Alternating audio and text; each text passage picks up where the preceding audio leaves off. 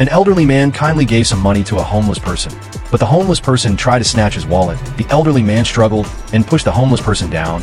As a result, his medicine also fell to the ground, and the homeless person deliberately crushed the medicine bottle, then turned around and fled. The elderly man could only silently gather up the medicine powder on the ground. He suffered from a chronic illness, could not walk too far, could not take planes either, rely on medicine to sustain his life every day.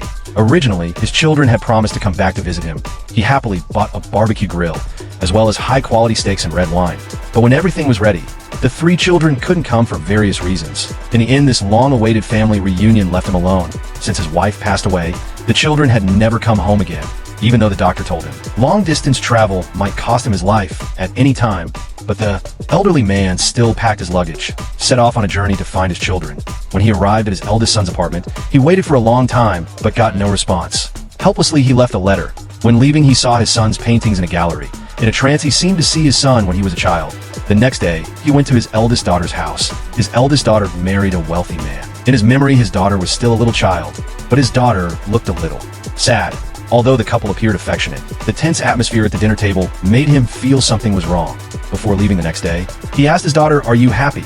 After getting an affirmative answer, he left a letter and set off. This time he went to the band where his youngest son worked. He proudly pointed to the conductor on the poster, asked the staff for help to take a photo, then he dragged his suitcase into the performance venue. His son looked confused. He asked his son, "Weren't you supposed to be the conductor?" But his son said he preferred being a drummer. He wanted to stay to watch his son's performance, but his son refused. Helplessly, he had to bid farewell to his son.